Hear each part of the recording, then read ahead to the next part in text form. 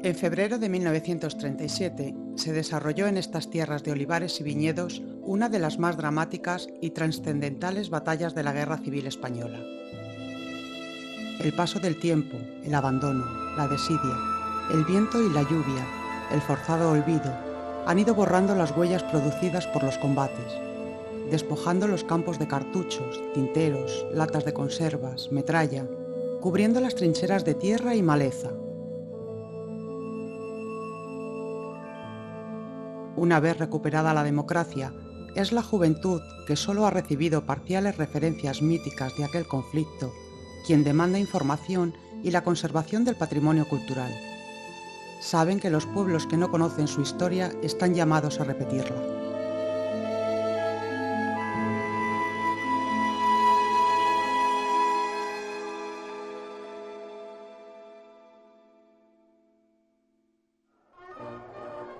La Segunda República Española se proclamó el 14 de abril de 1931, derrocando a una monarquía desacreditada, tras el resultado de unas elecciones municipales y el pacto entre las principales fuerzas políticas democráticas.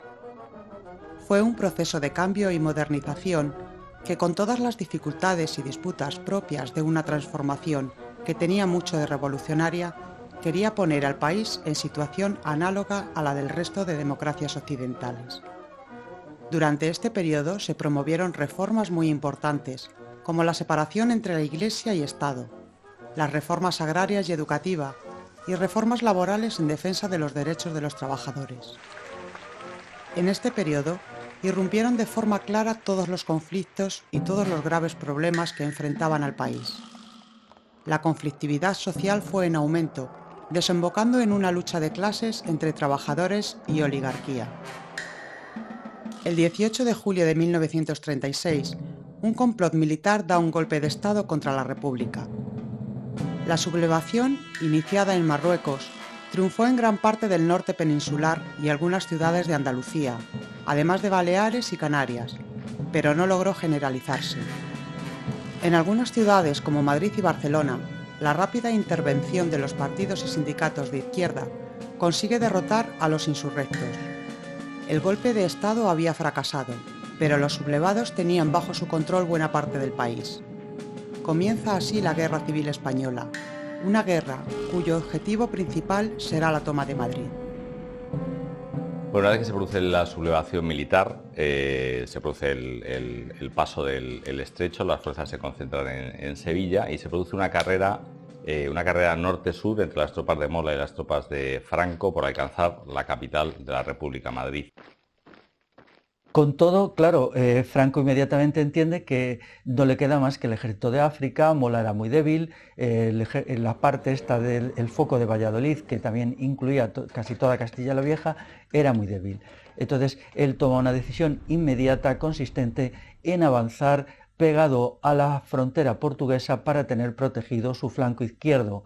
Hubiera sido más fácil, porque las comunicaciones eran mejores, avanzar por Despeñaperros, pero él considera que en esas condiciones, puesto que el cuerpo expedicionario africano era bastante débil numéricamente, encontraría enemigos a un lado y a otro y no podrían apoyarse en el flanco izquierdo, que es también utilizado para conseguir armamento y sobre todo municiones del régimen autoritario que había en Portugal, que era favorable al franquismo. Se están enfrentando con milicianos con nula experiencia de combate, toman Badajoz y giran a la derecha para dirigirse hacia Madrid. Llega un momento, cuando tienen Madrid a tiro, que tiene que decidir Franco si dirigirse hacia Toledo o dirigirse hacia Madrid. Y Franco, que sabe y dice que los símbolos son muy importantes en toda guerra y sobre todo en las guerras civiles, decide salvar el Alcázar de Toledo. Pero a la capital de la República, Madrid, le da tiempo también a rearmarse. El 1 de octubre le nombran a Franco generalísimo de todos los ejércitos de tierra, mar y aire y jefe político de la zona nacional, ¿no? Bien, las fuerzas de Franco entran en la Casa de Campo. Los combates en la Casa de Campo son estremecedores, son muy violentos. Se combate hasta el 15 de noviembre dentro de la Casa de Campo. El día 15 cruzan el Manzanares y se van a producir los combates en la ciudad universitaria. Y bueno, el día 17 se establecen en el Clínico, lo que va a ser la punta de lanza en la capital de la República, Las tropas de Franco están absolutamente agotadas. Se establece una batalla atroz piso por piso en la Fundación del Amo, en el Hospital Clínico, pero el día 19 se da los últimos encuentros, la última batalla en el Palacio de la Moncloa, y ahí Franco se reúne con su Estado Mayor y decide que es la ofensiva contra Madrid, no se ha podido tomar Madrid y hay que tomar otras determinaciones. En todas esas 6 fases los republicanos están a la defensiva, no tienen una acción propia, por ello solo logran mantener Madrid, pero no debilitan al adversario, no hacen una guerra de aniquilamiento. Si comparamos, por ejemplo, la batalla de Madrid con un modelo clásico de la batalla de aniquilamiento como es Stalingrado en la Segunda Guerra Mundial, vemos las enormes deficiencias. Incluso en la batalla del Jarama, ellos contienen la ofensiva franquista, pero no intentan aniquilar, contienen. El desgaste es relativamente fuerte para las tropas franquistas, sobre todo para el ejército de Marruecos y para la Legión, pero eso no significa un desgaste importante en el sentido de dejar las unidades militares franquistas no operativas, ¿no? Tras el fracaso de los sublevados en la toma de Madrid entre diciembre de 1936 y enero de 1937, se intenta una ofensiva por la carretera de La Coruña con la intención de mejorar su flanco izquierdo, pero volverán a ser detenidos a la altura de Las Rozas. A pesar de este fracaso, Madrid queda prácticamente rodeada, ya que los nacionales controlan todas las carreteras de acceso por el norte y el oeste. El Estado Mayor de Franco continúa con la idea de tomar Madrid. La siguiente operación sería tratar de cortar la carretera de Valencia, principal vía de comunicación de la capital por la que llegaban los suministros a la República. El plan del ejército franquista se divide en 3 fases. Ocupar las terrazas del Jarama, conquistar los puentes, cruzar el río y establecer diferentes cabezas de puente, alcanzar la línea Arganda-Morata y llegar a Alcalá de Henares. Durante los días 25 y 26 de enero, el tiempo fue nefasto para cualquier operación y el inicio de la ofensiva franquista quedó aplazado hasta que pasara el temporal. Pero 20.000 hombres de las 5 brigadas franquistas estaban preparados para cruzar el río Jarama.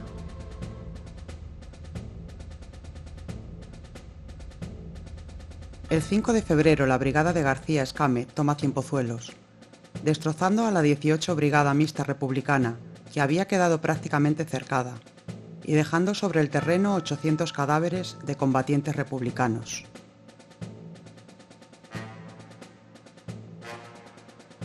El 6 de febrero la primera brigada del militar carlista Ricardo de Rada parte de Pinto y ocupa Cabezafuerte y el Monte del Fraile trabando pequeños combates. La segunda brigada de Eduardo Sáez de Buruaga llega hasta Gózquez de Arriba, mientras la cuarta brigada de Asensio Cabanillas avanza desde Valdemoro hasta los vértices Telégrafo y Valdecabas. Entre tanto, la brigada de Barrón queda de reserva en Pinto. En estos primeros días de la ofensiva, el éxito para los sublevados ha sido total. Las tropas de Franco han ocupado los extremos sur y norte desde Cienpozuelos a la Marañosa, apoderándose de las alturas más importantes. El día 7 sigue lloviendo. El temporal deja a los soldados en unas miserables condiciones de vida, cansados, atenazados por el frío y la humedad, refugiados en trincheras anegadas de agua o en las chabolas construidas con 4 ramas y unos míseros tablones. Pero la ofensiva continúa, aunque la lluvia y el barro harán que las operaciones se desarrollen más lentamente de lo esperado. El día 8, las unidades de Barrón y Rada ocupan el vértice Coberteras y llegan hasta el espolón de Vaciamadrid, ocupando todo el terreno hasta el río. Pero la conquista no fue nada fácil. Serían las 12 cuando llegamos allí y nos dijeron que no se trataba de relevo, sino de salir a tomar Coberteras. Ya estaban machacándolo las baterías desde hacía un rato. La artillería tiraba muy bien por encima de nuestras cabezas y concentraba muy bien el fuego mientras avanzábamos.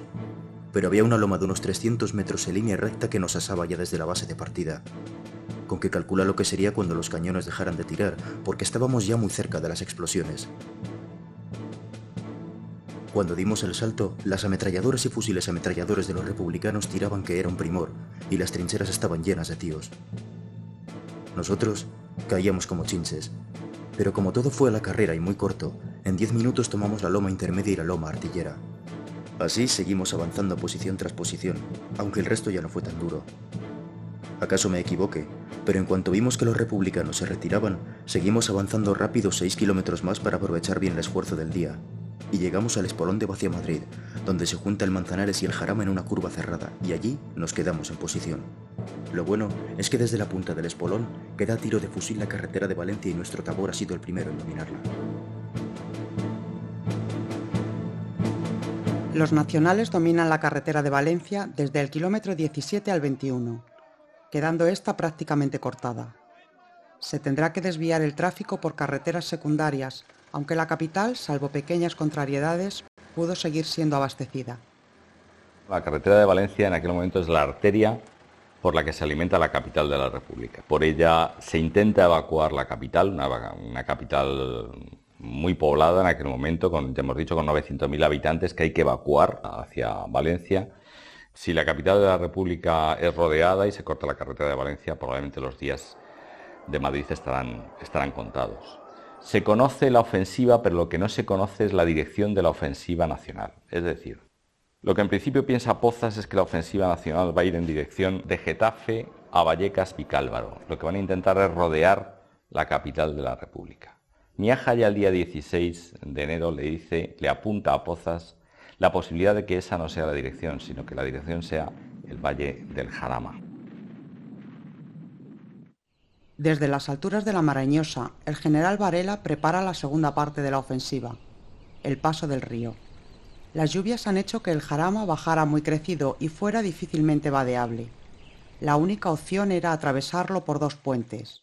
El de Pindoque, un puente sobre el ferrocarril de vía estrecha que daba servicio a la azucarera de la Poveda, y el de San Martín de la Vega. Mientras, las unidades republicanas siguen llegando al frente. La 11 Brigada Internacional llega a Morata y la 12 se posiciona en Arganda. Las brigadas internacionales se crean un poco bajo la inspiración del Partido Comunista Francés, que después de constatar las dificultades para que la República pueda afrontar el reto del ataque del ejército rebelde, se piensa que realmente la República necesita un apoyo exterior, en armas y también en hombres. Tanto en el Partido Comunista Francés como en el Partido Comunista Español hay una constatación de que hace falta organizar a esos voluntarios que quieren venir a España a ayudar y que de momento no encuentran un cauce adecuado.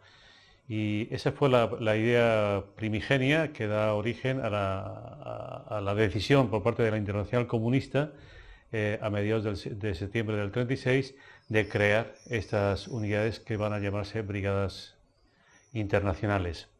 Los voluntarios eran en su mayoría miembros de las clases trabajadoras. Un porcentaje pequeño eran estudiantes, o bien que estaban cursando estudios, o bien que acababan de terminar estudios. Y es esta gente que es, digamos, la élite del movimiento obrero, del movimiento sindical, los que tienen más conciencia de que realmente hay que cambiar de sociedad, de que esa sociedad capitalista está amenazada de muerte y de que realmente hace falta transformar y cambiarla a una sociedad más adecuada a los intereses de los trabajadores. Y también la conciencia de que la amenaza fascista es una amenaza terrible, es la que lleva a estos miles de voluntarios a venir a España a combatir al fascismo y a defender la República en aquel lugar donde la democracia está más amenazada, que es España. A las 3 de la madrugada del 11 de febrero, el primer tabor de tiradores de Izny da un golpe de mano en el puente de Pindoque. Los regulares pasan a cuchillo a los centinelas y aniquilan con bombas de mano al resto de la segunda compañía del batallón André Martí de la 12 Brigada Internacional, que lo defendía. Los supervivientes huyen y dan la voz de alarma. Y en aquel momento se dan cuenta en Pajares de que algo está ocurriendo en el puente y lo vuelan. El puente cae de una forma muy parecida como estaba, lo que no evitará que pasen las tropas nacionales. Reparado el puente, la caballería franquista de la columna de Barrón comienza a cruzarlo. Son hostigados por la artillería y la aviación republicana, que bombardea y ametralla el puente a placer, provocando numerosas bajas a las tropas franquistas. A pesar de todo, la caballería nacional se lanza al galope a la conquista de las alturas del vértice Pajares, con el apoyo de los tiradores de Izni y una bandera de la Legión. Ante esto, poco pueden hacer la primera y tercera compañías del batallón André Martí, al estar en clara inferioridad numérica. Los tanques de Pavlov, apoyados por el batallón Garibaldi, contraatacan varias veces en la zona. La artillería franquista les ocasiona cuantiosas pérdidas y se ven obligados a retirarse, pero al menos han conseguido entorpecer y ralentizar el avance franquista. El día 12 las tropas de Asensio llegarán hacia la Marañosa, darán otro golpe de mano también el tercer tabor de regulares de Tetuán en el puente de San Martín de la Vega. El día 13 de febrero las tropas de Barrón alcanzan Valdeperdices e increíblemente una posición que podría haber estado muy fortificada como era el Pingarrón no lo está. Allí toman unas piezas de artillería, tanques soviéticos, va a ser un punto muy importante luego después a lo largo de la batalla. A mediodía, la octava bandera de la Legión toma sin demasiada resistencia la cota más codiciada y por la que más sangre se derramará durante la batalla, el Cerro Pingarrón. Mientras, el resto de la columna se dirige hacia su próximo objetivo, Morata de Tajuña. Frente a la columna nacional del coronel Asensio aparecerá la 15 Brigada Internacional, que avanzaba para tomar posiciones en la carretera que une Morata con San Martín. La 15 Brigada había llegado de madrugada. Después de desayunar, se ordenó a los batallones que fueran subiendo a las cotas próximas y se dirigieran hacia el puente de San Martín, sin saber que ya había sido tomado por las tropas de Asensio. En su avance, el batallón británico formará el flanco izquierdo, los franco-belgas del batallón 6 de febrero controlarán el centro, y el Dimitrov, voluntarios de los países del este de Europa, formará el flanco derecho. El batallón 6 de febrero es el primero en encontrarse con las tropas franquistas. Comienza una gran confusión, ruidos, voces, órdenes y disparos. Las ametralladoras francesas hacen fuego, sorprendiendo a los regulares marroquíes que responden con granadas de mano. Los franco-belgas rechazan 2 oleadas de asalto, donde se llega incluso al cuerpo a cuerpo. Los internacionales se dan cuenta de que los regulares maniobran para envolverles y deciden replegarse. Al mismo tiempo, por la izquierda y más retrasado que los franco-belgas, avanza el batallón británico al encuentro de las tropas marroquíes de Asensio. Subimos una colina y al otro lado les vimos acercarse. Era una visión aterradora de verdad. Los moros llevaban una capa entre gris y marrón con capucha. Sus pantalones eran indescriptibles. Pero ocupando todo el campo podíamos ver una gran masa de moros acercándose. Todos ellos perfectamente uniformados. Todo lo que recuerdo es increíble. Sobre todo para un soldado no profesional como era yo. Todo aquello era difícil de creer. Había tiros, explosiones y gritos por todas partes, y antes del anochecer, el alegre grupo de compañeros que había dejado madrigueras estaba destrozado. Era evidente que estábamos sufriendo muchas bajas, ya que había cuerpos por todas partes. En estos momentos del combate, ocurre algo que iba a marcar el futuro del batallón. La compañía de ametralladoras de Harry Fry, situada en el centro de la línea defensiva, se ha dado cuenta de que han cargado las ametralladoras con la munición equivocada. Deberán volver a por el calibre correspondiente y recargar las cintas bala a bala. Una intensa barrera de fuego comenzó a caer sobre la colina. Las pequeñas construcciones de la Casa Blanca eran un blanco ideal para los artilleros. En poco tiempo, todo quedó reducido a escombros, pero la artillería continuaba machacando a la Casa Blanca hora tras hora, proyectando hacia arriba nubes de polvo que llenaban todo el aire. Cuando llegué allí, la carnicería era horrible. no solo había muertos y malheridos por todas partes, sino también trozos de cuerpos esparcidos por toda la colina. Estaba muy claro que nuestra situación estaba degenerando muy rápidamente. Algunos rezagados venían contando la matanza que la Artillería Nacional había infligido a nuestros hombres en la Casa Blanca. No había reservas, excepto la compañía de ametralladoras que estaba perfectamente situada para cubrir nuestra retirada. Eran tropas sin experiencia, sin apenas preparación ni disciplina, a los que se les había ordenado mantener una posición expuestos al fuego de artillería. No tenían equipo para cavar trincheras, ni habían recibido ninguna preparación para construir fortificaciones. La situación permaneció más o menos igual hasta entrada la tarde.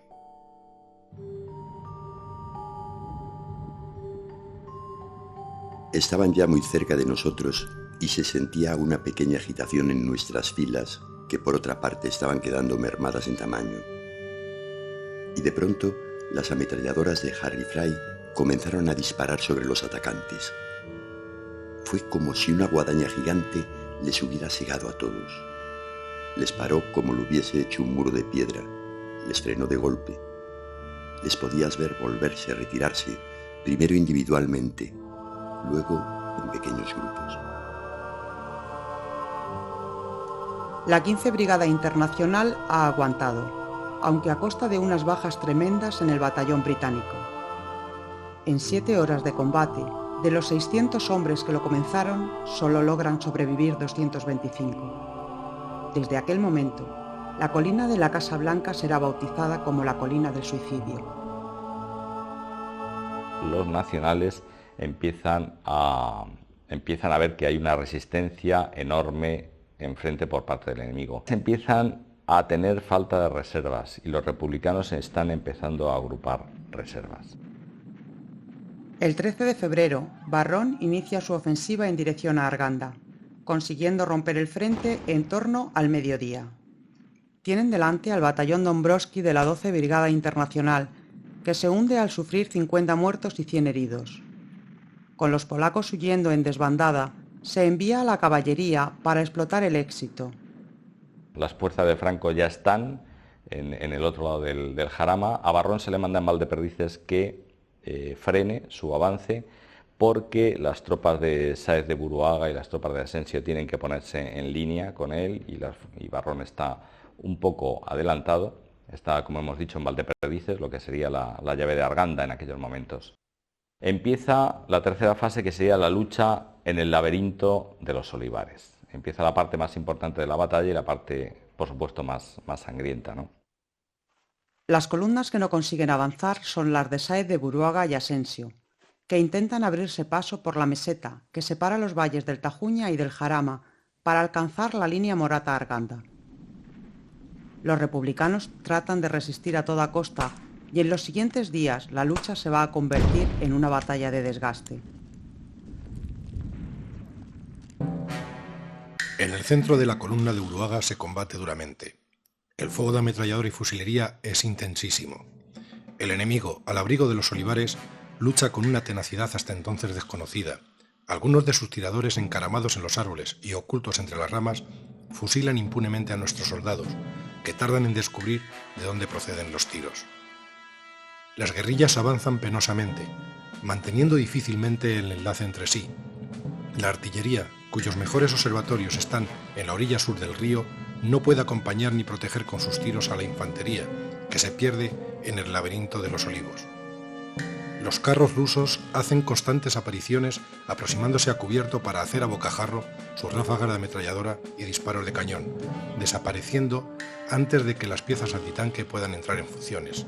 La izquierda de Buruaga, en terreno más descubierto, progresa hasta la altura del vértice Pajares. Pero la derecha, detenida antes de llegar al borde de la meseta, sostiene todo el día ininterrumpido combate en mala situación.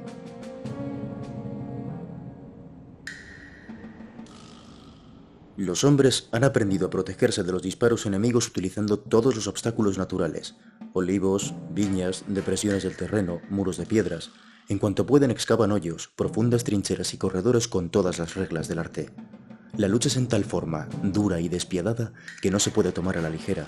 Después de un violento cruce de fuego de todas las armas, se avanza, se retrocede, se huye de una inesperada lluvia de plomo, se aprovecha cualquier vacilación del enemigo para regresar a las posiciones abandonadas. Después, se producen nuevos ataques y contraataques, nuevos repliegues y avances. Es un juego mortal que se repite 6, 8, 10 veces en un mismo día en diversos puntos del frente. Aún así, el dispositivo nacional es potente en sus flancos, en el lado de Rada, quizá Barrón y García Escámez en el flanco derecho, pero es débil en el centro para lo que se propone Varela, que es romper el centro republicano. Aún así lo logran por 4 veces, el día 13, el día 14, el día 15 y el día 18. Logran agujerear la línea republicana, y si no es por lo que yo llamo el apagafuegos del Jarama, que son los tanques T-26 de Pavlov, las consecuencias para la República hubieran sido desastrosas. Porque en el momento en que las tropas nacionales agujerean la línea republicana, son los tanques T-26 los que tapan esas brechas durante esos 4 días, el 13, el 14, el 15 y el 18. A pesar de que el dispositivo nacional es débil para lo que se propone en el centro. A pesar de no tener reservas y del alto número de bajas, el 15 de febrero los nacionales siguen empeñados en continuar el ataque. Confían en alcanzar la línea de crestas que dominan el valle del Tajuña y una vez allí lanzarse sobre Alcalá. Solo hace falta un impulso más, el último golpe que ha de hacer caer por tierra desvanecido al pugilista adversario. Pero nuestros soldados se mantienen en pie de verdadero milagro. Los batallones, las banderas y los tabores no son ya tales unidades. Destrozados sus cuadros, reducidos sus efectivos a la tercera parte, no pueden dar un paso más. Y cuando faltan solo algunos centenares de metros para alcanzar por la derecha las posiciones que dominan el valle del Tajuña, la batalla hace crisis y se extingue por agotamiento.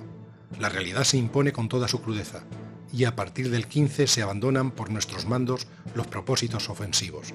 No es posible pensar en el ataque cuando harto se hace con mantener las posiciones de la extensa línea. Ese día, Miaja obtiene el mando del sector comprendido entre el Jarama y el Tajo, en sustitución del general Pozas. Se establece la unificación del mando republicano. Todas las fuerzas implicadas constituyen una única agrupación bajo sus órdenes llamada Jarama. Por la tarde, se dirigirá junto al teniente coronel Rojo a la zona de operaciones. A medida que nos acercábamos a la zona donde la batalla tenía lugar, pudimos ser testigos, en los pueblos del trayecto, de lo triste del panorama. Los vecinos evacuaban sus hogares, llevándose consigo las prendas de más valor y de más inmediata necesidad para evitar que cayeran en poder de los nacionalistas. Los bombardeos enemigos se empalmaban una oleada con otra, descargando proyectiles sobre los pueblos inmediatos a la zona de operaciones. Morata de Tajuña y Perales de Tajuña acababan de ser bombardeados y aún se encontraban envueltos en densas nubes de humo y polvo. La tragedia de la guerra se apreciaba con toda su intensidad en estos pacíficos pueblecitos. La situación es crítica y Miaja no duda en movilizar todas las fuerzas a su disposición para llevarlas al sector del Jarama. Este es el caso de la 70 Brigada Mixta del anarquista Cipriano Mera, que pasará a reforzar la 11 División de Líster. En el otro lado, Franco está preocupado por la situación y se reúne en Cienpozuelos con Orgaz. Concluyen que ante la imposibilidad de traer más refuerzos, tienen que dar por terminada la ofensiva. Solo les queda defender el terreno conquistado y aguantar el contraataque republicano. El batallón Abraham Lincoln de la 15 Brigada Internacional llegó a Chinchón al amanecer del día 16. Al día siguiente son llevados a lo que parece ser una segunda línea cerca de la carretera de Chinchón por un oficial alemán. La unidad cava en círculo. Ya han perdido, al llegar por la noche sin faros, los camiones. Dos camiones se han perdido, se han metido en posiciones de las fuerzas de Barrón y han perdido todo el archivo del batallón y 40 voluntarios. Les han dado fusiles Mosin Nagant, con los que han estado disparando con una cantera, un cargador de balas, poco más. Y al día siguiente, como hemos dicho, cavan en esa posición sobre la carretera de Chinchón unas trincheras circulares que, bueno, circulares ¿por qué? Pues probablemente porque no saben dónde está el enemigo, que le han dicho que lo tienen enfrente, lo tienen más cerca de lo que ellos creen, y algunas fuentes dicen que porque ellos han visto, estamos en la época del cine, han visto muchas películas y han visto cómo las películas del oeste hacían aquellos carromatos circulares para defenderse de los indios. Sea, lo que cavan es mal y cavan poco profundo y en lo alto de una colina con el sol a la espalda, que va a salir al día siguiente y que va a ofrecer un blanco magnífico para los tiradores de las unidades de regulares, que son los tiradores magníficos. El 17 de febrero es el día que comienza la contraofensiva republicana, que intentará hundir las líneas enemigas atacando los flancos. Lister, asaltando el Pincarrón, intentará destruir el flanco derecho nacional donde se encuentra la 4ª Brigada de Asensio. Modesto, en el norte, atacará el espolón de Vaciamadrid y la Marañosa, que están defendidos por las tropas del coronel Rada. En el centro, los generales Walter y Gall intentarán forzar la retirada de las tropas de Barrón y Buruaga al otro lado del Jarama, obligándoles a volver a cruzar el río. Desde primera hora de la mañana, las tropas de Modesto se lanzan al asalto del espolón de Vaciamadrid y el vértice Coberteras. Al principio no podíamos ver nada, pues el valle a nuestros pies estaba oculto por la bruma del río. Pero a medida que el sol subía en el firmamento, vimos grupos de pequeñas figuras oscuras moviéndose hacia nosotros a lo largo del camino carretero y por los campos. No disparamos, permitiéndoles llegar hasta la faja de olivos. Pensé que no intentarían atacar a campo abierto, sin preparación artillera, pues ello representaría un acto suicida a pesar de que eran muy superiores en número a nosotros. Pero poco después salieron de entre los olivos y avanzaron hacia nuestra posición a paso ligero. Esperamos hasta que estuvieron completamente fuera del abrigo de los árboles, y entonces, a la voz de mando del comandante de sección, nuestras ametralladoras abrieron fuego. Las pequeñas figuras se detuvieron, echándose luego cuerpo a tierra. Un ametrallador entre los olivos empezó a disparar contra nosotros. Las balas pasaban muy altas. Algunos de los soldados enemigos en el campo intentaron cubrir el avance de sus camaradas con pequeñas armas automáticas, pero en aquellos lugares, desprovistos de toda protección, no contaban con la menor oportunidad de defenderse de nuestro fuego. Pronto retrocedieron corriendo, buscando abrigo, dejándose a sus muertos y heridos entre la maleza. Muchos cayeron en la huida. El resto de la línea también es atacada por los republicanos. Buruaga resulta herido en su puesto de mando de la Casa Blanca. En este sector, los republicanos se centran en la recuperación de la Casa de la Radio, pero sus intentos serán rechazados. Finalmente, Lister lanza el primero de los ataques sobre una posición crítica, el Cerro del Pingarrón. Desde el Pingarrón se controla buena parte del Valle del Jarama, y su posesión puede ser la clave de la batalla. Las órdenes de Miaja son claras: atacar el vértice mientras lo permita el estado físico y moral de las tropas. Lister lo atacará sin descanso día y noche con casi 2 divisiones. Pero es en el aire donde se produce el combate más importante del día. En la batalla del Jarama, la aviación desempeñó un papel relativo, un poco en consonancia con el papel que le tocó desempeñar a la aviación durante la Guerra Civil Española, que fue más de atemorización que de efecto militar real. En este caso, de las 3 semanas que tiene la batalla del Jarama, podemos decir que durante la primera prácticamente no hubo enfrentamiento, el tiempo no acompañó, los aeródromos eran en buena parte, sobre todo los nacionales, pero parcialmente también los republicanos, eran aeródromos de tierra y los aguaceros impedían el despegue de las aeronaves.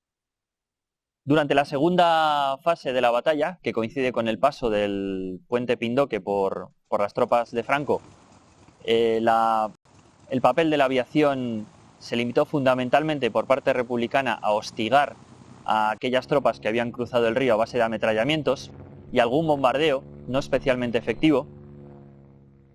Y en esta segunda fase de la batalla también se pudo verificar que las escoltas que utilizaban los bombarderos nacionales de Junkers 52 a base de Heinkel 51 eran muy poco efectivas frente a los nuevos aparatos republicanos, llegados pues hacía apenas 4 meses a España, los Polikarpov I-15 biplanos, chatos, y los Polikarpov I-16 monoplanos, conocidos como Mosca en el bando republicano y como Rata en el bando nacional.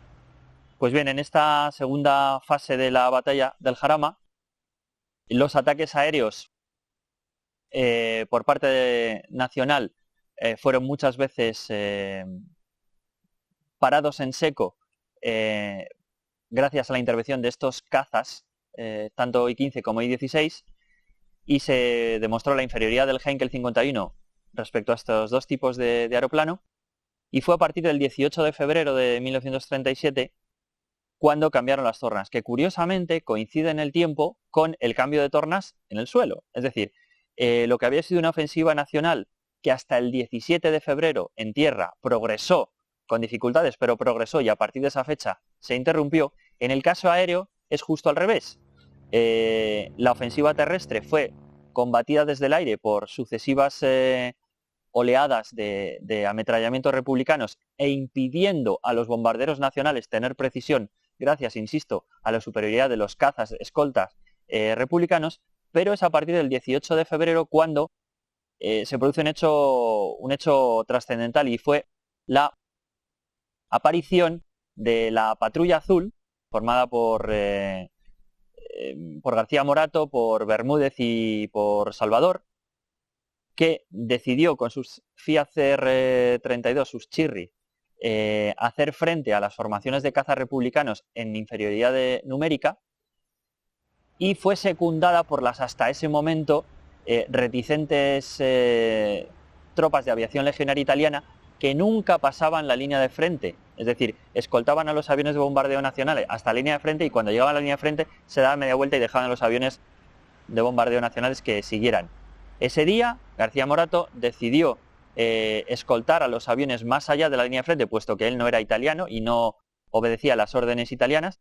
Su presencia aquí se derivó precisamente de una gestión personal de Quindelán, el máximo responsable de las alas nacionales, quien le pidió que se trasladara desde el frente de Andalucía, desde Córdoba, para que intentara de alguna manera influir en la motivación de los pilotos italianos para que no eludieran el combate con los cazas republicanos. A partir de ese día 18, repito, esos 3 pilotos nacionales se lanzaron contra una formación de más de 30 cazas republicanos, fueron secundados por los Chirris nacionales, y hubo una zapatista tremenda que terminó con 5 derribos de aviones republicanos y un derribo de un avión nacional. A partir de ese momento se igualó de alguna forma el poder aéreo, y ya las operaciones aéreas prácticamente languidecieron hasta la finalización de la batalla.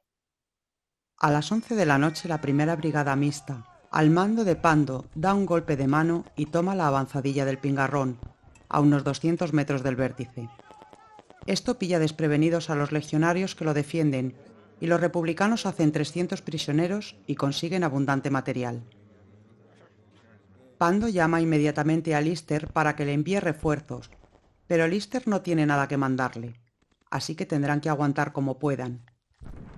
Los nacionales no se van a quedar de brazos cruzados, y el coronel Asensio manda llamar al comandante Mariano Gómez de Zamayoa. A las 7 de la mañana del 19 de febrero, Zamayoa lidera 2 contraataques que son rechazados por los republicanos. Pero será al tercer intento cuando consiga recuperar la avanzadilla perdida. De los 126 hombres que se lanzaron al asalto, solo quedarán en pie una veintena. Pero el día en que se concentran los combates más duros será el 23 de febrero. Entre 6.000 y 7.000 soldados republicanos y 36 carros de combate se disponen a asaltar otra vez el cerro que estaba defendido por unos 1.200 hombres. El general Varela va a enviar al Pingarrón todas las reservas que tiene disponibles, y 3 veces los republicanos están a punto de hacerse con la posición, llegando al cuerpo a cuerpo con las tropas de Zamayoa. Yo el día clave allí fue el día más de la noche del 22 al 23, fue lo más duro de la batalla del Jarama. Llegamos a estar arriba, pero lo que pasaba que cuando tú llegabas al Pingarrón, entonces había no sé si 4 o 3 o 5 casas, había unas casas por allí. Había unas casas por allí. Pero es que cuando tú, por ejemplo, cuando llegabas arriba a lo que era la meseta, pero es que tenían la ametralladora y te batían todo. Pero estabas a lo mejor un día a esa. Que luego ya no podías aguantar el fuego. Porque es que luego, no solamente ya de la cosa de la fusilería y la cosa de las ametralladoras, sino la cosa, por ejemplo, de la aviación y la artillería, ¿no? Pero particularmente la artillería te machacaba. El día 23, que subimos 3 veces al Pingarrón y no pudimos conseguir nada. Lo tenemos que dejar por abandono. Subimos una por la mañana. La última vez que subimos luego subimos otra ya, no sé, y luego la última subimos a eso de las 5 de la tarde. Y allí fue un descalabro, allí nos hicieron polvo. Que allí fue casualmente, en la última subida que hicimos fue cuando mataron a esos 3 de la artillería. Nos pilló un cañonazo y estos estaban preparando porque llevábamos unas cajas con las cintas y estaban preparando eso. Les cogí allí la metralla y les partió. Quedé yo y otros 2 sirvientes de la máquina. Tras este día, los 2 contendientes están agotados. Las bajas en el bando nacional superan el 50% de los hombres, 621 solo en el Pingarrón. Los republicanos tienen 986 bajas y el campo de batalla ha quedado lleno de cadáveres. La batalla va apagándose y aunque se siguen produciendo asaltos, ya son de menor intensidad. En el resto del frente, los días transcurren con relativa tranquilidad. Pero aún se va a producir un último y desesperado intento de conquistar el Pingarrón. El día 27 van a intentar, es el último estertor de la batalla, van a intentar tomarlo por última vez y van a participar definitivamente el batallón Lincoln en la 15 Brigada Internacional. El día 27, un día antes, a riberas del río Tajuña, se le dice al comandante Merriman que van a participar en apoyo de un ataque de la 24 Brigada Mixta, que van a ocupar unas posiciones del batallón Dimitrov, que van a tener todo tipo de apoyo, artillero, aviación, tanques, todo. Bueno, el día 27 amanece, está lloviendo todos estos días, tienen muchos problemas para mantener seco el equipo, las granadas, la munición, muchos problemas. A las 9 de la mañana comienza un débil apoyo artillero de 75 milímetros, cae detrás de las líneas enemigas, que están a unos 200-300 metros, los sacos terreros. Cae otro poco sobre las posiciones británicas, un poco de fuego amigo hacia ellos, y ya está, nada más. Llama Merriman a Coppic, al coronel Coppic, para ver qué está ocurriendo, porque en aquel momento todos sus sacos terreros están siendo destrozados por las ametralladoras del enemigo que tienen enfrente, con lo cual salir es una temeridad, cuando menos. Le dice que no se preocupe, que inmediatamente va a llegar la aviación. Llegan 2 chatos, dejan caer unas bombas y se van, y nada más. Y Coppic le llama a Merriman diciendo que haga el favor de salir, que la 24 Brigada Mixta a la derecha española ya ha salido de sus líneas. Lo cual no es verdad, han salido 50 metros y ante lo que les estaba cayendo han vuelto a retroceder. Merriman protesta porque ve que va a ser una auténtica carnicería. Coppic le envía a 2 oficiales de Estado Mayor, Springal y Wattis, para obligarle a salir. Cuando llegan los 2 en moto, ve que la posición está atravesada por el fuego cruzado de las ametralladoras nacionales. Merriman decide salir con sus tropas al frente. Los legionarios que tiene y los regulares que tienen enfrente ven como un señor alto con gafas recorre la línea braceando, diciendo a sus soldados se imaginan que salgan. Les esperan, paran el fuego de las ametralladoras, empiezan a salir los soldados, algunos gritando hurra como en la Guerra Civil Americana, y durante medio minuto no se produce ningún disparo. Les están esperando en la tierra de nadie. Cuando llegan 50-100 metros, empieza la carnicería, el fuego cruzado de las ametralladoras. En ese fuego cruzado, en 10 minutos, se produce la mayor carnicería en aquel momento del batallón Lincoln, unos 127 muertos y 200 heridos, de los 450 que habían entrado en combate. Al día siguiente apenas quedan entre 80 y 90 voluntarios en la trinchera. Con este ataque se da prácticamente por finalizada la batalla. Los dos bandos quedaron agotados y comenzaron a cavar trincheras y fortificar sus posiciones, que salvo alguna rectificación del frente, quedarán así hasta el final de la guerra. Tras 20 días de combate, la batalla concluye con un trágico balance de 20.000 bajas entre los dos bandos. Algunas unidades llegan a perder hasta el 80% de sus hombres y las brigadas quedan reducidas al nivel de un batallón o incluso al de una compañía. La del Jarama fue la primera gran batalla a campo abierto de la contienda y los dos bandos emplearon a sus mejores unidades. Tras ella, se vio que la guerra no iba a ser tan corta como se pensaba. Los nacionales no consiguieron cortar la carretera de Valencia ni cercar Madrid, pero lo volverán a intentar un mes más tarde en la que será la batalla de Guadalajara. La guerra se traslada de escenario.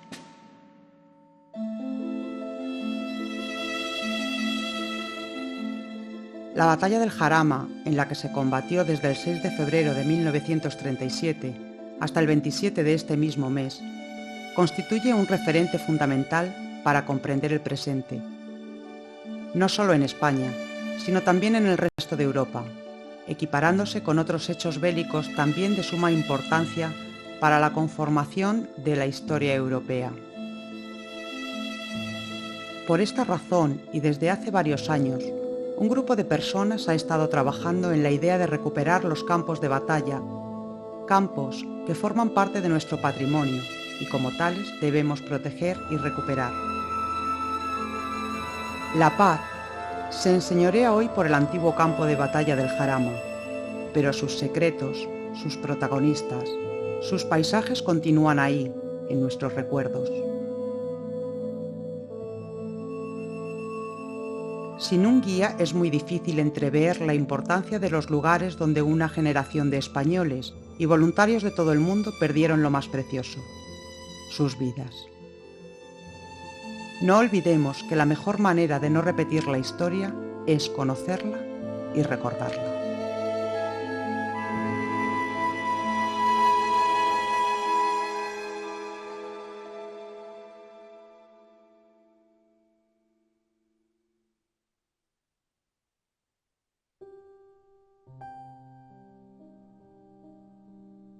La lágrima fue dicha. Olvidemos el llanto y empecemos de nuevo, con paciencia, observando las cosas, hasta hallar la menuda diferencia que las separa de su entidad de ayer y que define el transcurso del tiempo y su eficacia.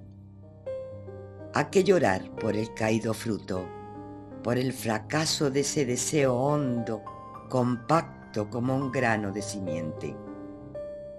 No es bueno repetir lo que está dicho. Después de haber hablado, de haber vertido lágrimas, silencio y sonreíd. Nada es lo mismo.